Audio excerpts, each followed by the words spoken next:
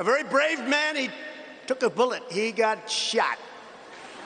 And he got up. He was going to die that night. The doctor told me he didn't have a good chance, but he's tough as hell.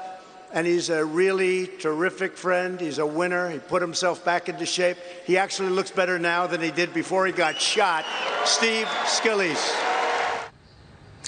And joining me right now is the man himself, Louisiana Congressman and House Minority Whip Steve Scalise. Congressman, it's good to have you this morning. Were you expecting that shout out from the president? You never know what you're going to get, but look, I love working with this guy, and he was really fired up on the flight to the rally, and of course you saw overflow crowd. They said something like 50,000 people requested to go to the rally. So we had a lot of fun, Maria. He's got a great story to tell, but there's a lot of energy here on the ground in New Hampshire for President Trump's reelection. I want to talk to you about what the Federal Reserve is saying. We just got the embargoed comments from Jay Powell about the economy, but let me get to that in a second. I've got all the headlines here, which I'm going to talk to you about what Jay Powell is going to testify today in front of the House Financial Services Committee. But Congressman, your thoughts right now on what this whole impeachment battle has done. I mean, yes, the president has a good story to tell, and yet, you know, the Democrats want to get more dirt on him. You know, I think it just shows you when you watch the State of the Union, especially, and the president's talking about all these great indicators. And, you know, we had a great jobs report, by the way, come out at the end of last week that probably got overshadowed. Over 200,000 new jobs created. Again, you're seeing record numbers of job creation. When the president talked about how every different sector of our economy, every different segment of this country has a better chance at the American dream maybe than ever before, where, you know, whether it's African-American unemployment, Hispanic unemployment, Asian unemployment at an all-time low, women-owned businesses on double-digit increases. Everybody's participating in this recovery that wants to get out there and be a part of the American dream again, and with this sign that, you know, the chances for a recession are even lower because the economy continues to be strong. That's going to be the dominant force in this election, where the president wants to keep this going and said the best is yet to come. And the Democrats want to move towards socialism, Maria. And I don't think this country is a socialist nation. It never will be. And this election, I think, is going to be a great contrast to show what we're doing with a free economy, a growing economy, versus where they want to go with government control of your life. So the chairman of the Federal Reserve will be testifying in front of the House Financial Services Committee today. A couple of things from his embargoed speech that we know that he's going to say in his prepared remarks. The Fed is closely monitoring coronavirus. Economic activity increased at a moderate pace. The economy is resilient in the face of global headwinds that intensified this summer. He thinks inflation is running low at 2%. Job openings are plentiful, says Jay Powell. Employers increasingly willing to hire workers and then train them. And he says that residential investment turned up in the second half of the year.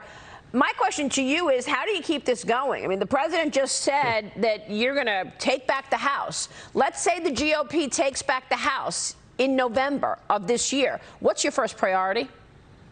The first priority is to focus on lowering healthcare costs, prescription drug prices. We had a lot of legislation teed up that was very bipartisan to lower drug prices, Maria, and Speaker Pelosi won't bring those kind of packages of bills to the floor. I think if you look at trade deals, you and I talked a lot about USMCA, and you saw it drag on at least 6 months longer than it should have.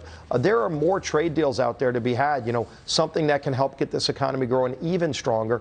Our European allies, our Asian allies want to get trade deals with us now that they've seen Canada and Mexico get better relationship.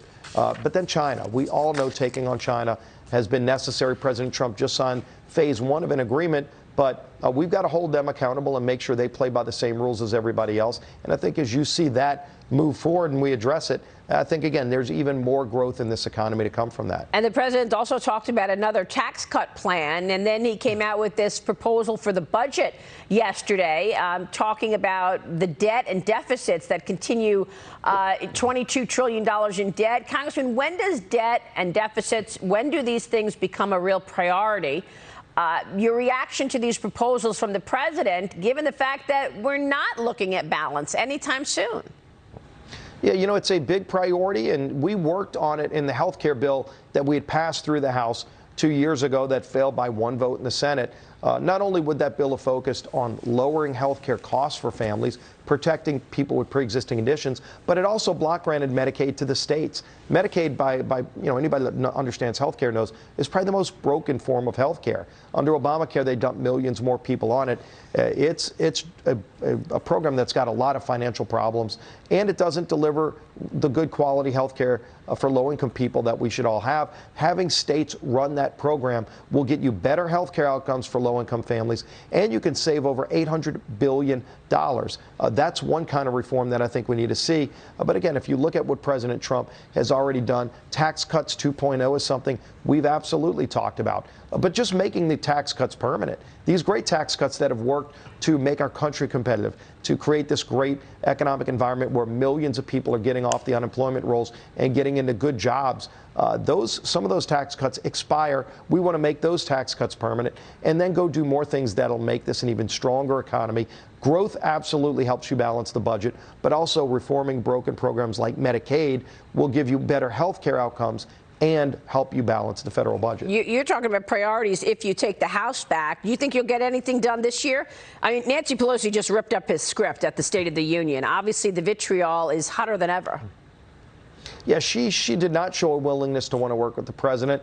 At the beginning of last year, when she took over as Speaker, President talked about infrastructure. There's a lot of infrastructure on interest in infrastructure on both sides of the aisle. So you think you can maybe get that done?